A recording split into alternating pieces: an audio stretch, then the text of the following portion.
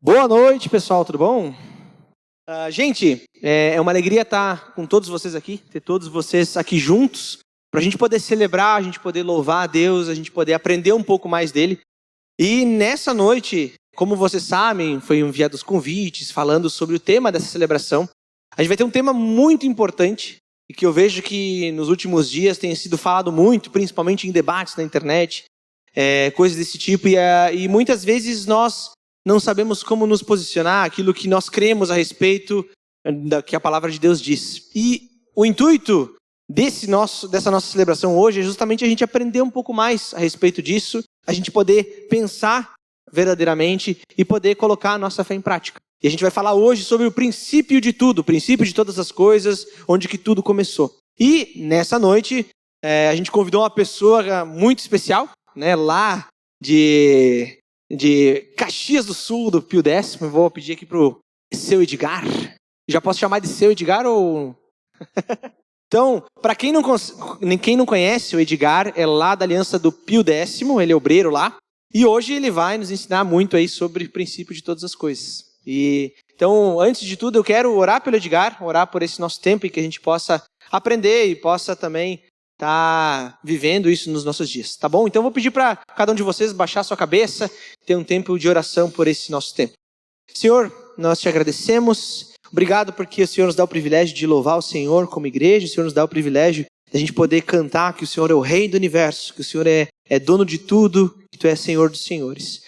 Meu Deus, que possamos refletir nessa noite, que possamos aprender a respeito da Tua criação, que possamos aprender, Deus, como o Senhor criou todas as coisas, o que a Tua palavra diz a respeito disso e que possamos, meu Deus, todos aqui jovens, possamos nos posicionar e possamos olhar para a Tua palavra primeiramente, antes de olhar para o que o mundo diz.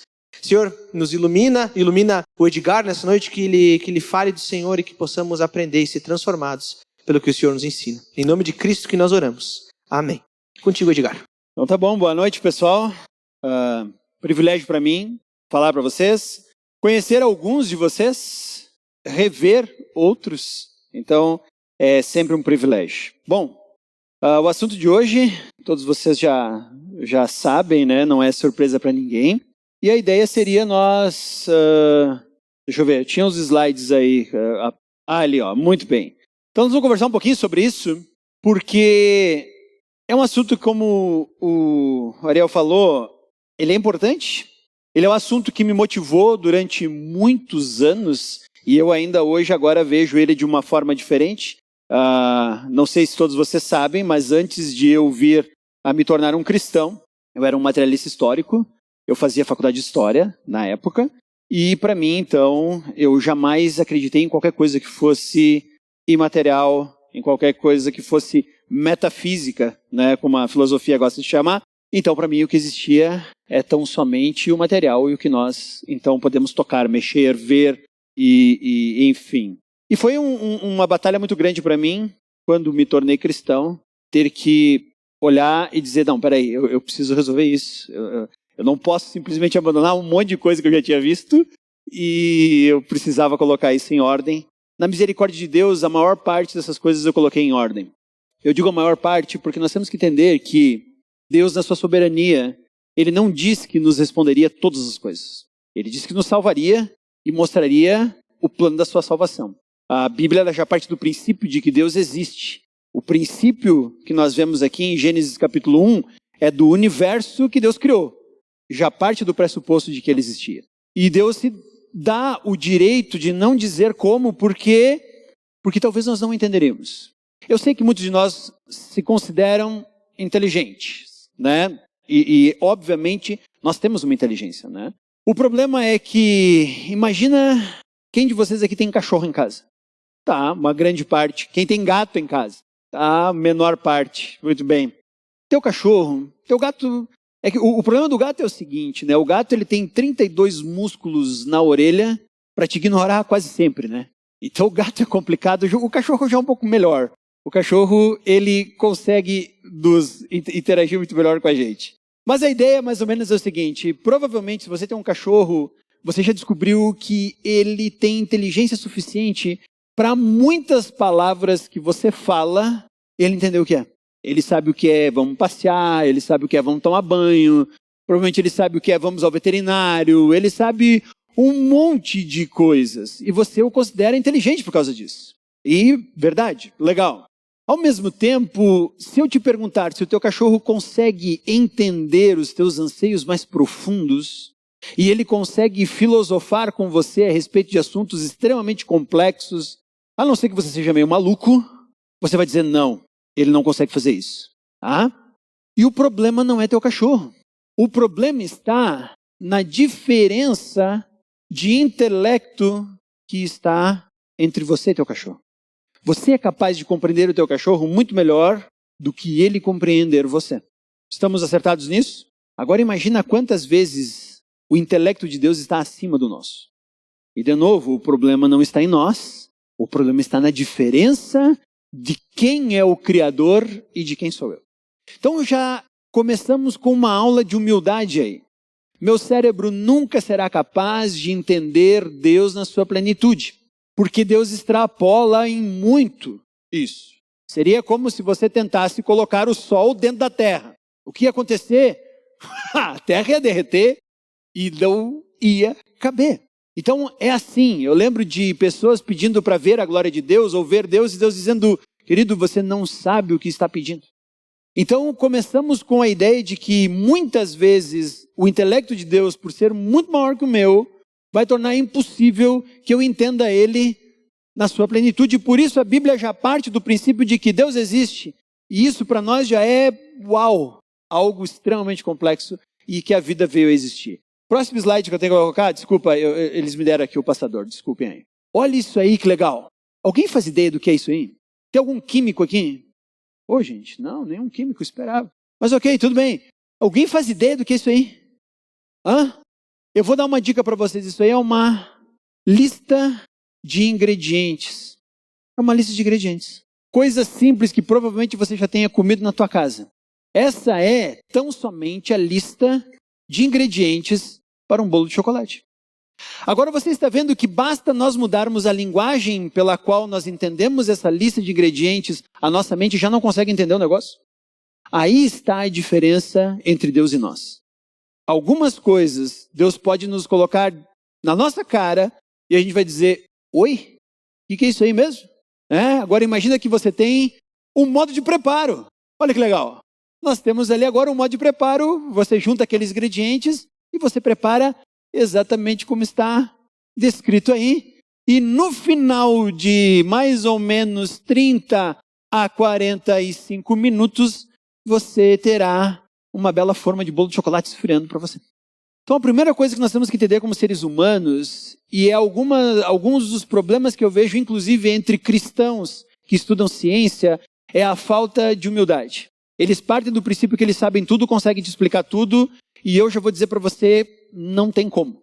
Nós vamos clarear algumas ideias aqui? Sim.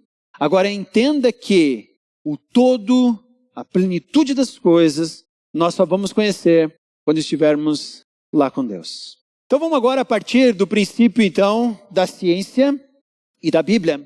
A Bíblia nos fala que no princípio, isso é Gênesis capítulo 1, versículo 1, no princípio Deus criou todas as coisas.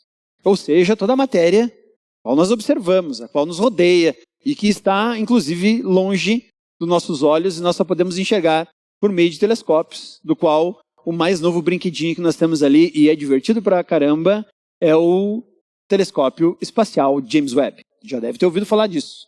E isso é muito legal. Por que às vezes parece que há uma diferença aí? Porque, na verdade, a ciência não fala que no princípio Deus criou todas as coisas. E aí nós já temos um grande problema ali, porque as coisas parecem agora se contradizer. A ciência, ela diz mais ou menos assim, naquilo que nós conhecemos hoje por tempo, há 14 bilhões de anos atrás, no que nada existia, porque o tempo e o espaço ele só começa a existir depois dessa grande explosão, chamada de Big Bang, havia energia. Por que havia energia? Você já deve ter ouvido falar de um famoso teorema E igual a mc ao quadrado. Uma fórmula muito legal, né? Albert Einstein, um homem muito inteligente, formou exatamente isso. O que Albert Einstein está tentando dizer? Ele está dizendo que no princípio, energia estava lá, e essa energia estava em um lugar muito quente, trilhões de vezes mais quente do que o interior do nosso Sol, que já é quente para burro, tá? De repente, nós não sabemos aonde, não tem como saber, porque lembra que não tem espaço. Essa matéria extremamente quente, essa energia extremamente quente, por algum motivo, e aí a ciência diz que por flutuações quânticas, tá bom, vamos partir desse princípio, então, por meio de flutuações quânticas, essa energia, ela começa a se chocar, e aí, energia se chocando em alta velocidade gera, vamos lá galera, é igual a mc ao quadrado. Energia superaquecida em grande velocidade gera matéria. É energia igual a m matéria vezes a velocidade da luz ao quadrado. É isso que o Albert Einstein tentou dizer. Então, em algum momento, essa energia começou a se chocar, e esse choque de energia gera matéria. E aí, mais ou menos entre 10 na menos 32 a 10 na menos 6, essa energia toda superaquecida, ela começou a esfriar, e aí começaram a se formar aquilo que nós chamamos de quarks. Olha só. E os quarks, eles são a base da matéria, que vai formar os nêutrons, os prótons, e além dos quarks, os elétrons. E aí, tudo isso agora veio a existir. Nós já temos a base necessária para que toda a matéria que está aí aconteça. E aí foi assim. O problema é que matéria gera antimatéria, então nós temos um grande problema que a ciência tenta resolver, porque se em teoria toda a matéria gerada ela vai gerar antimatéria, as duas se chocam e a coisa simplesmente morre. E a energia continua se chocando, porque a matéria vai se chocar com a antimatéria e a coisa vai sempre morrer. Mas por algum mistério que nós não sabemos e ninguém sabe, nem mesmo o cientista sabe, essa matéria ela começou a não exatamente se chocar com a antimatéria, então parece que por um motivo que nós não imaginamos como, é o que diz a ciência, né? A matéria começou a existir sem antimatéria. Parece que o universo torceu para que a matéria viesse, então talvez a cada 1 milhão de colisões não gerasse exatamente o nada, mas alguma matéria escapava por algum motivo, e aí os quarks foram se juntando. E aí você junta 2 quarks down e um quark up, você forma um nêutron, você pega 2 quarks up e um quark down, você forma os prótons, e aí eles se juntam em um núcleo que começa a ser, de repente, rodeado por elétrons que não foram captados pela sua antimatéria, que são os pósitrons, né? E nós temos matéria, e agora essa matéria vai formar você e eu. Essa é a teoria de que tudo teria começado, então, com o Big Bang, aleatoriamente. Ninguém planejou, ninguém imaginou, ninguém tocou, do nada, tudo isso veio a acontecer. E toda essa matéria, de repente um dia se juntou em algum lugar do planeta Terra, bem no sul do que chamamos de América do Sul, mais especificamente na região da Serra Gaúcha, e se tornou você. E de repente se tornou eu. E nós, olha só que legal, que divertido esse negócio, né? Então essa é a ideia da teoria do Big Bang. Eu quero que talvez a gente olhe alguns paradigmas a respeito dessa teoria que não te contaram. Eu fiz essa apresentação porque para mim é muito fácil ficar falando horas sobre isso. Eu sei que você tem que ir para casa. Mas se você quiser sentar e conversar sobre isso até amanhã, por favor, puxa um banco aqui e nós podemos sentar aqui e falar sobre isso. Nós vamos falar sobre coisas muito complexas e talvez você vai ter algum tempo depois para fazer algumas perguntas e nós vamos tentar conversar a respeito disso, mas eu tenho que dizer para você que nós vamos só tocar a superfície do negócio. Porque no fundo, é tão profundo, e tão profundo, que talvez, quem sabe, quando estivermos na eternidade, nós vamos começar a gastar um tempo legal a respeito disso. Aqui, particularmente dizendo para vocês, o tempo é bem curto para nós falarmos sobre tudo isso. Então eu dividi sobre alguns paradigmas a respeito do Big Bang, e a primeira parte nós vamos conversar sobre isso. E o primeiro, então, é a origem da singularidade inicial das flutuações quânticas, aquilo que eu acabei de dizer para você, que é a ideia de que tudo começou a respeito do nada. Primeira coisa é que até hoje nenhum cientista conseguiu dizer e descrever exatamente o que teria acontecido no que se convenciona chamar de T0, ou seja, o tempo zerado. Tudo o que as pessoas começam a falar é a partir daquilo que eu falei para vocês, da 10 na menos 36, que significa 36 zeros antes do 1, do que seria um segundo. Ninguém consegue chegar ao tempo zero, ele está anulado lá, está muito difícil. O problema então é que esse pessoal então diz que tudo começou a surgir dali. O problema todo é que na 10 na menos 46 nós temos o chamado tempo de Planck. Não guarda tudo isso. A não ser que você tenha bastante HD na tua cabeça, tá? Mas nesse tempo de Planck, os cientistas mesmos admitem que seria impossível o universo estar na expansão como está, ou se expandido até onde está, porque a partir desse 10 na menos 43, ou seja, 43 zeros antes do 1, a gravidade já teria suficientemente força para começar a atuar. E você sabe o que a gravidade faz? A gravidade atrai tudo para si. E nós não teríamos um universo tão grande como nós vemos hoje, porque a gravidade pararia todo o processo.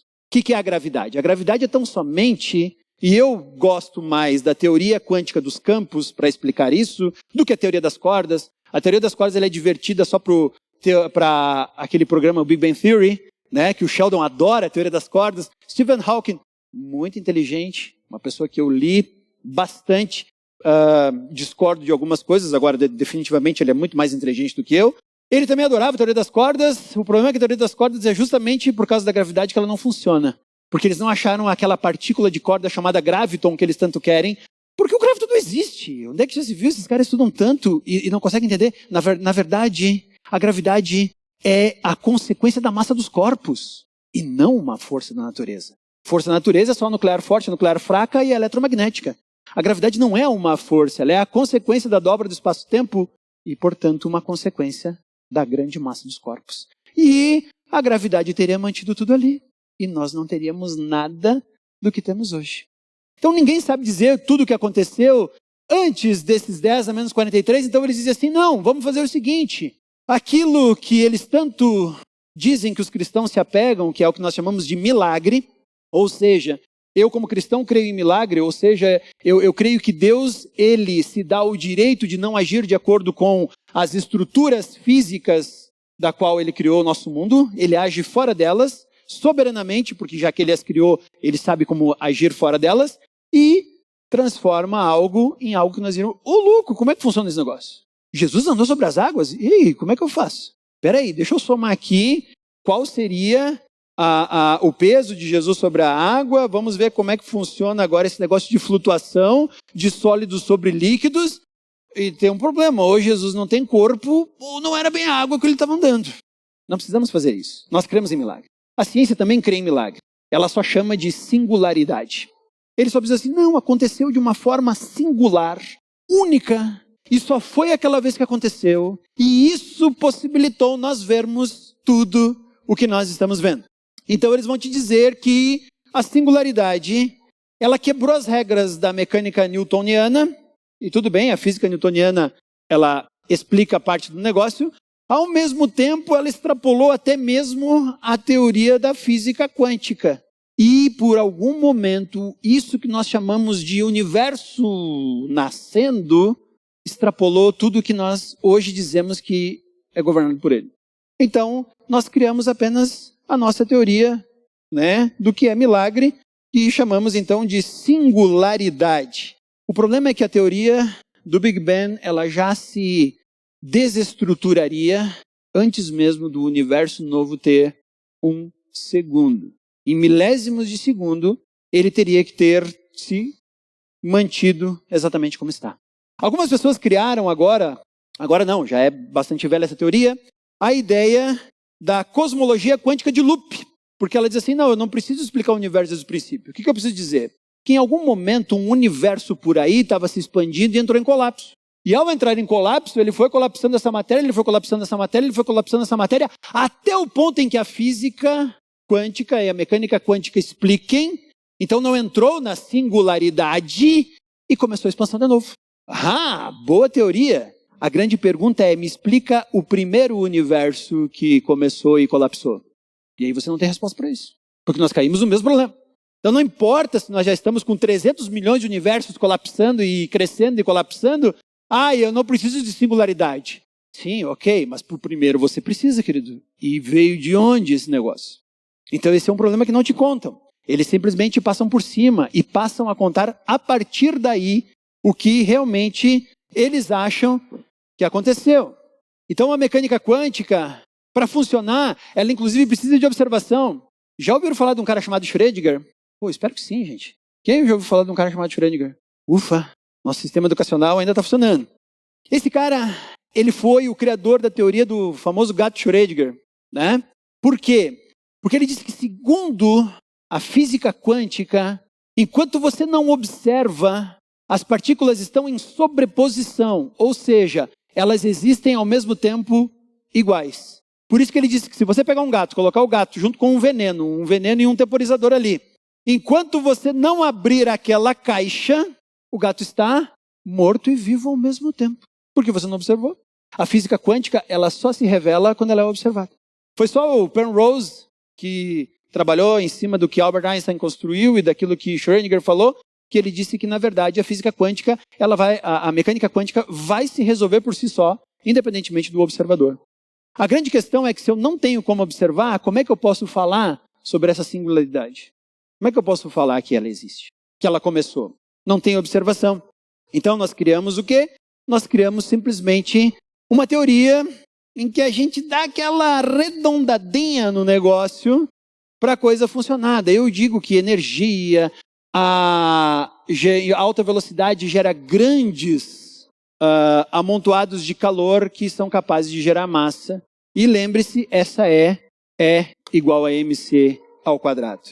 Qual que é a resposta que nós cristãos podemos dar para isso? Abra a tua Bíblia no livro de Jó. No capítulo 38 do livro de Jó, é legal que Jó tem uma conversinha com Deus. E Deus agora então resolve responder alguns dos questionamentos que Jó tinha. Todo mundo chegou lá? Jó, capítulo 38, do versículo 1, diz assim... eu estou lendo a Bíblia na linguagem de ontem, tá? Então me desculpem, não estou usando NVI, estou usando Almeida. Então, por isso que eu digo que eu estou lendo na linguagem de ontem, tá? Mas a tua vai estar mais ou menos parecida, que diz assim... Depois disso, o Senhor respondeu a Jó em um redemoinho. Quem é esse que obscurece o conselho com palavras sem conhecimento? Agora prepara-te como homem, porque te perguntarei e tu me responderás. Onde estavas tu quando eu lançava os fundamentos da terra? Conta-me se tens entendimento. Quem lhe fixou as medidas, se é que o sabes? Quem a mediu com um cordel? Onde estão fundados os seus alicerces? Ou quem lhe assentou a pedra fundamental? Aqui, nós como seres humanos temos que reconhecer aquilo que eu comecei falando. Deus fez algo que nós não temos a capacidade suficiente para entender. Nós já temos a mecânica quântica, nós temos a mecânica newtoniana, nós temos a ciência, e tudo o que conseguimos é apenas observar algumas coisas, mas nunca chegar exatamente a um ponto. Outra coisa que nós temos que entender é a idade do universo. E aqui envolve uma coisa que é fantástica. Conversar sobre o tempo. O tempo é uma coisa muito divertida, gente. Primeiro de tudo, porque o tempo como nós conhecemos a respeito de segundos, horas e meses, é uma invenção humana, tá? O tempo não é isso que nós fazemos. Por que não é isso que nós fazemos? Porque é o seguinte, o tempo como nós conhecemos hoje, segundos, né, que são contados pelas quase 9 bilhões e 700 milhões de vibrações do átomo de Césio-133, isso é 1 segundo, tá? E aí esse segundo, então, contado, ele só começou a operar depois da Revolução Industrial. Porque as pessoas ganhavam seus salários baseado em quê? Nas horas trabalhadas. Então, se eu vou receber por horas trabalhadas, eu quero que elas sejam bem contadinhas. Ao mesmo tempo, se eu vou pagar por horas trabalhadas, eu quero elas bem contadinhas. Antes da Revolução Industrial, não precisávamos de tempo de segundos e horas. Nós só precisávamos, talvez, cogitar a respeito das estações e qual é o melhor tempo de plantar ou não. E nós sabíamos que havia 4 estações, mais ou menos, desde que você não morasse na parte tropical. Você tinha primavera, verão, outono e inverno, e havia sementes que você plantava melhor em uma estação, colhia melhor em outra. E tudo que você precisava saber é quanto tempo faltava para o frio chegar, ou para acontecer a primavera, ou quando as flores brotassem, enfim, tudo isso. Antes não precisava de tempo segundos. Outra coisa é que aquilo que se convencionou, então, de chamarmos de anos, é tão somente algo que eu disse, vamos fazer o seguinte, vamos contar quanta rotação a gente dá no nossa estrela, o Sol. E aí, né, deve ser uma coisa muito esquisita se o Sol tivesse alguma inteligência. Pensa você, cada vez que a gente dá uma volta nele, de repente ele olha para a Terra e a Terra está festejando e o Sol diz, mas o que é isso? e todo mundo se desejando feliz ano novo e tal. Olhar assim é uma bobagem extremamente complexa. O pessoal ia dizer, gente, alguém dá um jeito nesse planetinha aí. Então, aquilo que nós chamamos de tempo nesse sentido não é possível. O que nós fazemos é tão somente observar a entropia. Por isso que muitos de vocês ainda têm seus cabelinhos nas cores em que foram predestinadas para acontecer, e os meus já estão brancos. É por isso que provavelmente vocês, ou a maioria de vocês aqui, me venceria em uma corrida ou em algum teste de força. Por quê? Porque o organismo de vocês ainda não está totalmente entrópico como o meu já está chegando. E a gente sabe que depois dos 45, nosso organismo é só ladeira abaixo. E eu já estou lá, para lá ainda. Então nós tentamos quantificar a entropia. O problema é que quando a ciência olha para o tempo, ela não consegue desconectar o tempo do espaço. A gente tem 4 dimensões, 3 espaciais, para cima, para baixo, para o lado, para o outro, para frente, para trás. Mas nós só temos uma dimensão temporal.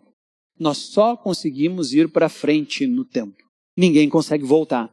Por isso que é tão legal aquelas séries de ficção científica em que a gente volta no tempo e vai do tempo e vem e vai. E a gente já sabe que o tempo ele é sim afetado pela gravidade. Afinal de contas, a luz precisa acontecer no tempo e espaço. E já que a gravidade é a consequência dos corpos, ela tem que obedecer à curvatura tempo-espacial. Então, a luz também é afetada pela gravidade. Tudo isso nós já sabemos. O problema é que os cientistas olham para o tempo e dizem, mas por que a gente só consegue ir para frente e nunca para trás? Por que a entropia sempre aumenta e ela nunca retroage? Por que um ovo, quando está quebrado, ele nunca volta a ser um ovo inteiro? Por que o gelo, uma vez derretido, deixado numa temperatura ambiente, nunca mais volta a ser gelo? Porque, na verdade, os próprios cientistas dizem que o tempo já é algo que já está traçado na história e em todos os momentos. Imagina só que toda a existência de tudo que existe, Deus é eterno, mas o que ele chama de tempo e espaço, que é o que ele criou, é exatamente isso aqui. E nós estamos em algum pontinho de todo esse negócio, e nós só conseguimos habitar exatamente nesse mesmo ponto. E não tem como nós fazermos. Imagina, você já deve ter assistido algum filme. Eu tenho um filme favorito que no Brasil foi traduzido como Curtindo a Vida Doidado. Mas na verdade em inglês é Ferris Bueller Day Off. O dia de folga de Ferris Bueller. Tudo bem, na época dos anos 70 e 80 as traduções brasileiras eram horríveis em termos de traduzir filmes. Mas eu assisti esse filme mais de 14 vezes. É um dos meus favoritos. Eu sei exatamente todos os diálogos, eu sei exatamente tudo que Ferris Bueller vai fazer. Sabe por quê? Porque eu estou fora do tempo e espaço do filme. Eu sei quando ele vai acordar, eu sei exatamente quando ele vai virar para a direita ou para a esquerda, eu sei exatamente o momento que ele vai correr, ou o momento que ele quase vai encontrar o pai dele, ou o momento que ele vai atormentar a vida do diretor na escola. Eu sei tudo o que vai acontecer. Por quê? Porque eu já sei o tempo e espaço do meu filme. E eu estou fora do tempo e espaço do meu filme. Assim é com a gente. Você não pode estar fora do tempo e espaço do teu filme. Assim como quando estava sendo gravado o filme, o ator que fazia Ferris Bueller, ele parecia estar tendo livre-arbítrio. Mas uma vez gravado aquele filme, uma vez aquele filme sendo vendido nas locadoras, coisa que vocês não sabem o que é, mas existia um lugar onde você ia alocar filmes uma vez aquele filme sendo colocado na locadora ou passando na televisão, você assiste uma vez, você não precisa assistir outra, porque você já sabe, ele vai se mover sempre do mesmo jeito. Só alguém que fosse capaz de ter criado e estando fora daquilo que nós chamamos tempo e espaço, é capaz de olhar para o tempo e espaço e saber exatamente como cada peça vai funcionar sem nenhuma surpresa. Deus não se preocupa de que talvez o Império Romano não viesse a existir, porque ele já sabia de tudo antes de tudo vir a acontecer, e ele sabia exatamente o tamanho e a quantidade de pessoas que o Império Romano teria. Deus não teria um problema dizendo, meu Deus, o que eu vou fazer agora para que os portugueses possam um dia chegar a uma terra que um dia será chamada de Brasil e que daí viriam imigrantes lá da Europa para que esses imigrantes se colocassem nesse país. Aquilo já aconteceu, porque Deus está fora do tempo e espaço e tudo já acontece desse jeito. Então, a idade do universo, ela passa por esse fator tempo, mas aí tem uma outra coisa. Mas espera aí, esse negócio de milhões de anos e tudo mais. Lembra que eu falei para vocês? Nós olhamos aquilo que nós observamos como está agora. E a partir do momento em que nós olhamos o que observamos o que está agora, nós cogitamos o que poderia ter sido no passado. É só essa a ideia. Então imagina você que nós olhamos para o universo, nós vemos que o universo está em expansão. Por quê? Porque praticamente todas as galáxias, menos Andrômeda, cuidado, Andrômeda está vindo em direção à Via Láctea. Em algum momento esse negócio vai acabar, tá? Todas as outras galáxias estão indo para o vermelho, ou seja, observada por luz infravermelho, elas estão se afastando. Se tudo está se afastando, é porque em algum momento tudo esteve unido, então. Será? Mas quanto teve unido? E aí vem a ideia. Teve unido em um átomo primordial, cheio de energia, que se chocava, gerava matéria. A antimatéria não era capaz de absorver toda a matéria. E aí surgiu esse universo que nós temos aí, que está em expansão. Deixa eu dizer uma coisa para você. Imagina que você um dia é convidado para estar num lugar chamado Éden. Deus te deu essa oportunidade, essa singularidade, ou esse milagre. E aí você está lá no Éden. De repente você olha, vê um homem pelado andando. O que você faz? Se vocês são meninas cristãs, a primeira coisa que eu espero que vocês façam é fechar os olhos, né? Teria que fazer isso. Mas imagina que esse homem pelado está andando e você olha e você diz assim, oi, e aí, quem é você? Ele diz, sou Adão. Seu Adão, e aí, tudo beleza? Tudo beleza. E aí você olha esse Adão e você diz assim, deixa eu adivinhar. Tu deve ter uns 24 anos. Eu não sei por que eu penso que Adão tem 24 anos, né? Eu sempre penso assim que Adão, né? E aí você diz assim, então você já passou por 24 aniversários, 24 vezes nós rodamos a nossa estrela. E Adão diz, não, querido, só um minuto, eu fui criado há 15 minutos. Isso quebraria a tua cabeça. Muito cuidado com a observação. Nós não sabemos como as coisas estavam dispostas quando realmente começaram a acontecer. E se Deus estabeleceu cada galáxia exatamente onde ela deveria estar, quando Ele deu o start dizendo, agora sim, vamos lá. E como um líder de uma orquestra, Ele agora começa a deixar a coisa acontecer. Quem disse que tudo veio de um átomo primordial? Nós não sabemos. É como uma mulher que está andando por um caminho, ela olha um balde d'água e uma torneira, e essa torneira está pingando água dentro do balde, e ela é muito inteligente. O que ela faz? Ela calcula, então, o volume de água que caberia dentro do balde, ela calcula o volume de uma gota d'água, ela calcula o tempo com o qual uma gota está pingando logo após a outra. Ela obviamente faz um cálculo e descobre que aquele balde ali está há 14 anos embaixo daquela torneira. Ela não sabe que anteriormente alguém tinha aberto a torneira e muito mais água do que gotas pingaram ali e encheu esse balde em segundos. E agora o que está pingando ali é tão somente o que sobrou na pontinha da torneira que alguém fechou e está ali, clec, clec. Muito cuidado com observações. Porque nós não sabemos o momento inicial em que Deus deixou as coisas começarem a acontecer. Como é que nós vamos falar sobre isso então? Abra a tua Bíblia mais uma vez agora no Salmo 139. Salmo 139. Do versículo 1 até o versículo 16. O Salmo 139 ele é fantástico. Mas ele diz assim, Senhor, Tu me sondas e me conheces. Sabes quando me sento, quando me levanto. Conheces de longe meus pensamentos. Examinas o meu andar, o meu deitar, conhece todos os meus caminhos. Antes mesmo que a palavra me chegue à língua, Tu, Senhor, já conhece toda. Sim, ele já viu o filme, né? Tu estás ao meu redor, sobre mim colocas a tua mão. Tal conhecimento é maravilhoso demais para mim, elevado demais para que eu possa alcançá-lo. Para onde eu me ausentarei do teu espírito? Para onde fugirei da tua presença? Se eu subir aos céus, lá tu estás. Se fizer minha cama nas profundezas, tu estás ali também. Se tomar as asas da alvorada, se habitar nas extremidades do mar, ainda ali tua mão me guiará e a tua mão me guiará e a tua mão direita me sustentará. Se eu disser as trevas me encobrirão e a luz ao meu redor se transformará em escuridão, até mesmo as trevas não serão escuras para ti, mas a noite brilhará como o dia, pois as trevas e a luz são a mesma coisa para ti. Pois tu me formaste no o meu interior, tu me teceste no ventre da minha mãe. Eu te louvarei, pois fui formado de modo admirável e maravilhoso. Tuas obras são maravilhosas, tenho plena certeza disso. Meus ossos não estavam ocultos quando em segredo fui formado e tecido com esmero nas profundezas da terra. Teus olhos viram minha substância ainda sem forma, e no teu livro os dias foram escritos, sim, todos os dias que me foram ordenados quando nenhum deles ainda existia. O tempo para Deus é tão somente um filme que ele vai assistir, assistir e assistir. E Deus, nesse exato momento, pode estar escutando a oração de um soldado romano e a tua, e talvez a dos seus netos, nesse exato momento. Porque para ele o tempo é nada. Ele está fora do espaço-tempo. Por isso que tentar olhar o espaço-tempo e encontrar Deus é uma bobagem. É como se eu tentasse encontrar o fabricante do relógio dentro desse relógio. E o fabricante não vai estar aqui. Eu posso desmontar, eu posso pegar todas as peças, eu posso descobrir exatamente os mecanismos que fazem com que esse relógio funcione.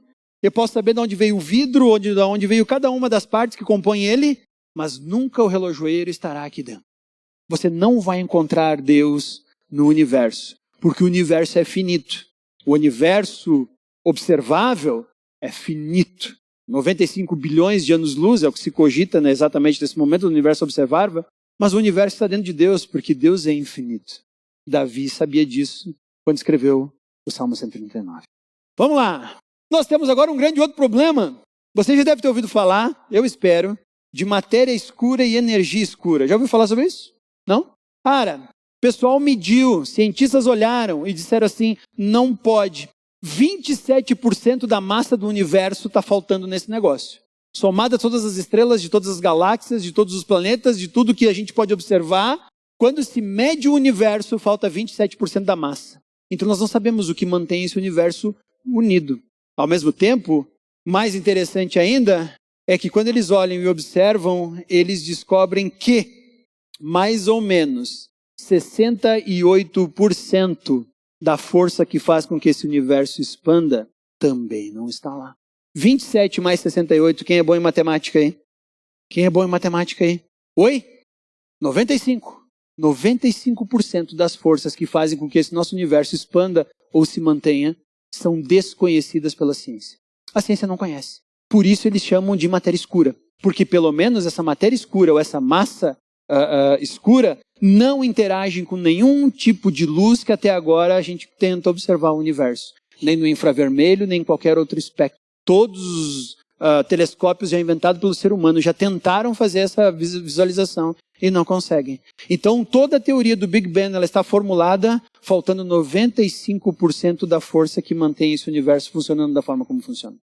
Mas eles não te falam isso, a não ser que você pesquise e procure. Por isso nós cristãos temos que ser inteligentes. Nós cristãos temos que ser muito mais inteligentes do que eles imaginam. As nossas perguntas têm que ser inteligentes. Não basta a gente ficar vivendo essa nossa vidinha e achando que, não, é suficiente eu achar que Davi matou Golias com a pedrada e achar que isso é tudo que eu preciso conhecer da Bíblia, porque quando você for conversar com gente aí fora, esses caras são inteligentes. O que nós estamos fazendo? O que nós temos estudado? O que nós temos visto? Vamos continuar aqui para nós não ficarmos até amanhã. Além do Big Bang, nós temos a teoria da evolução. E a teoria da evolução, ela se junta com o Big Bang, mas ela tem como objetivo explicar como é que a vida, como nós a conhecemos, surgiu e se desenvolveu no nosso planeta a ponto de chegar aonde nós chegamos. Então a teoria da evolução, ela tem também alguns paradigmas que são complicados e o primeiro deles é o conceito da abiogênese. Gênese você conhece, por isso que o nome do livro da Bíblia, o primeiro livro da Bíblia é Gênesis. Significa princípio. Abiogênese é quando vem de um não princípio. E o problema do conceito de abiogênese é exatamente esse. Como é que a vida veio a existir do não vida? Vocês devem ter estudado ciência, e eu realmente espero que você olhe muito as matérias que são dadas na escola. Eu sei que hoje vocês são chamados talvez de uma das gerações mais preguiçosas que sentou nos bancos escolares. Eu não quero acreditar nisso. Eu quero acreditar que vocês têm tanta massa cinzenta quanto eu, e vocês podem dar as respostas que o mundo está precisando tanto quanto eu. Eu só acho que vocês têm que fazer um pouquinho mais de esforço. Não se chega a lugar nenhum sem estudar um pouquinho. Mas você já sabe que a vida ela precisa de aminoácidos, proteínas, lipídios, carboidratos, ácidos nucleicos, os DNAs, os RNAs. Tudo isso é necessário para a vida acontecer. Além disso, nós precisamos de fonte de energia, água de preferência em estado líquido minimamente limpa, que possibilite a vida, um ambiente propício para acontecer e moléculas complexas virem a se formar. Então, como é que não vida vai gerar vida? Toda vida até hoje nesse planeta, ela tem uma coisa chamada DNA. Lembra da receita que eu comecei a mostrar para vocês, a receita de bolo? O DNA é a receita de como as coisas são feitas. Aí tem uma coisa chamada RNA, que é responsável por levar essas informações até o cozinheiro, para que o cozinheiro faça aquilo que é necessário para que a vida continue se desenvolvendo. Como, do nada, eu vou ter vida, sendo que eu preciso de informação de DNA sendo levada pelo RNA? Sem isso, a vida não acontece. Como não vida vai gerar vida? Faça essa pergunta para qualquer cientista que você conversar. E ele vai dizer, se ele for sincero, nós ainda não entendemos.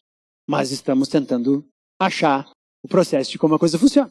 Outra coisa, então, vocês dizem, não, mas nós temos o registro fóssil. O registro fóssil é amplamente comprovador de que existiam espécies anteriores. Não necessariamente. Você sabia que 90% dos fósseis encontrados por todo o mundo são de vida que existe hoje na Terra? Tá, mas e aqueles dos dinossauros que a gente encontrou lá, que estão enterrados, não sei quantos bilhões de anos, que inclusive está virando petróleo e tudo mais? Você diz, não, ok, beleza, nós temos animais ou fósseis ou registros fósseis de animais que não existem.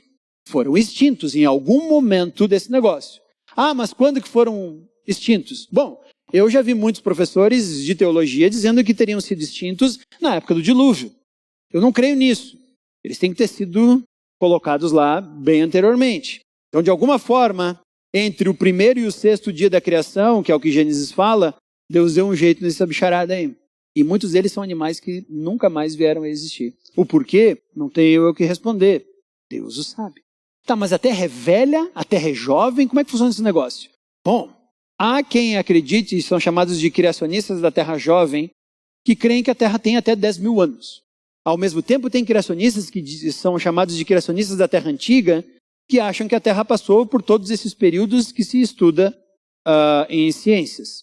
Mas creem que sempre Deus está no comando de todo o processo. Existem pessoas que são da teoria do desenho, do design inteligente. E esse pessoal está nem aí.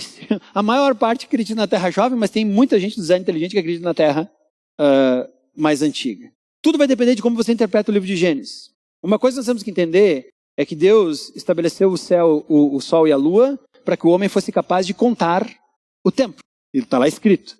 O céu, o sol e a lua foram criados para que o homem fosse capaz de contar os dias, os anos e os meses.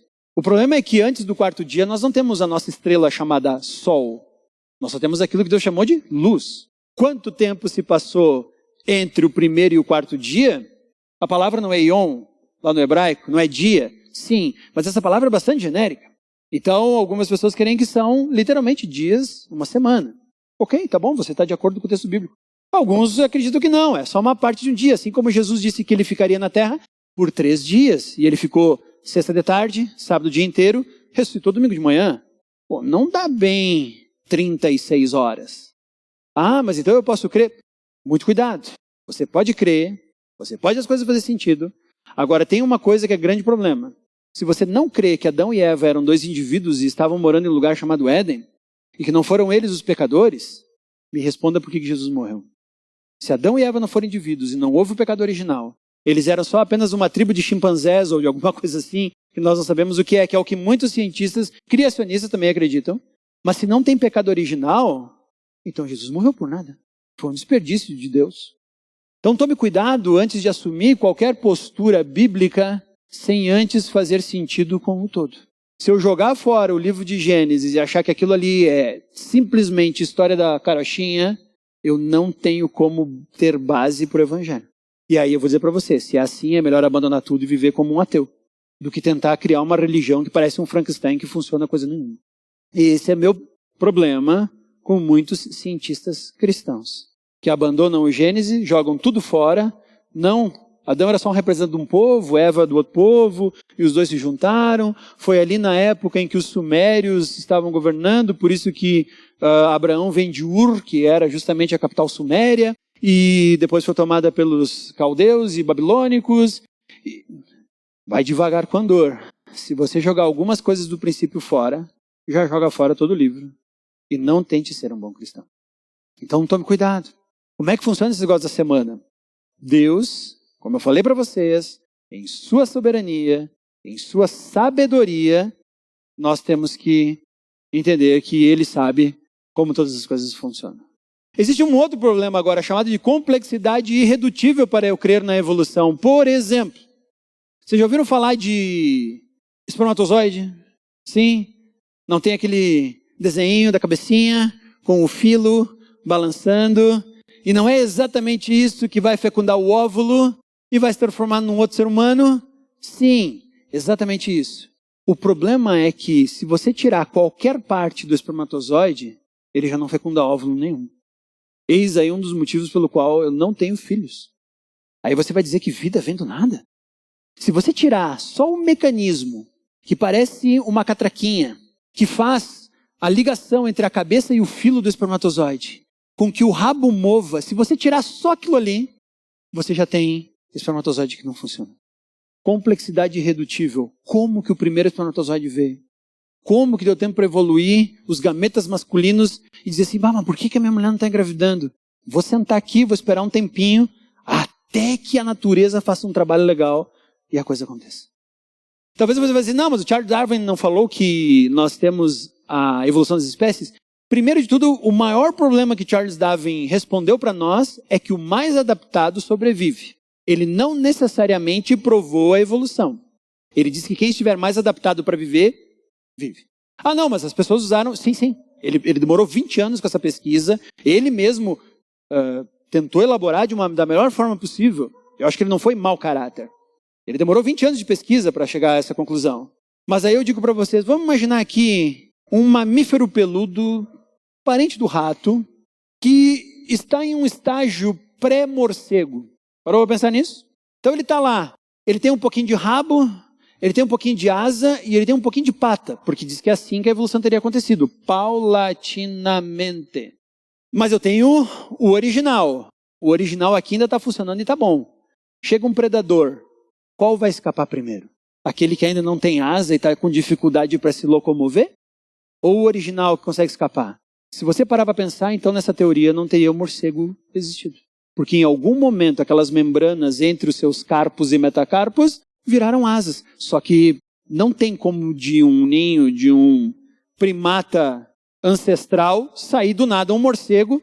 Está aqui a mulher, acabou de parir a ninhada, de repente um sai voando, o marido... O que aconteceu? Não, teria que ser paulatinamente. E aí eles teriam que ser capazes de, à medida que são selecionados, indo se multiplicar. Não tem como. Outra coisa, a ciência sempre diz que as fêmeas vieram antes dos machos. Na parte do ser humano, isso seria muito complicado. Por que elas partem desse princípio? Porque, na verdade, isso aqui que nós temos aqui são glândulas mamárias atrofiadas. A mamica, né? O peitinho do homem. Não vira seio. Fica dessa coisa aqui. Aí depende, se você faz muita musculação, ele até fica bonito. Senão ele fica parecendo um negócio de queijo catupiry, né? Então, o meu tá mais para isso. E tudo bem. Essa é a ideia. Então, tu diz, olha só, então são glândulas mamárias, então, na verdade, todo homem um dia foi mulher. É isso que eles dizem. Só que o grande problema não está na nossa forma física, mas está em nosso cromossomo. Homem é XY, você já deve ter ouvido falar isso. Mulher é XX, você também já deve ter ouvido falar isso. Se o primeiro indivíduo mamífero primata, primitivo, que teria surgido a humanidade, dele também os chimpanzés, os bonobos, os orangotangos e os gorilas, que são a classe dos primatas, que não pode ser chamado de macaco. Macaco é o que tem rabo. Primatas não tem rabo. Tá? Então agora, a partir desse momento, como que eu vou explicar um macho se o primeiro indivíduo é fêmea, é XX, não tem gameta masculino? Nisso a Bíblia é extremamente sábia em nos dizer que primeiro veio o homem. Porque eu preciso do XY.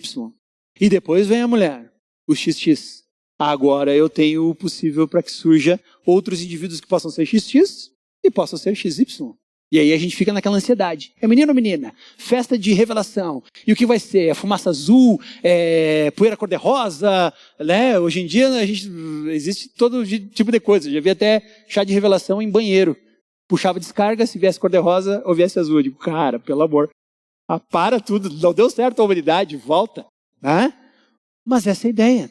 A Bíblia é sábia em nos dizer isso. A Bíblia também é sábia em chamar o cara de Adam.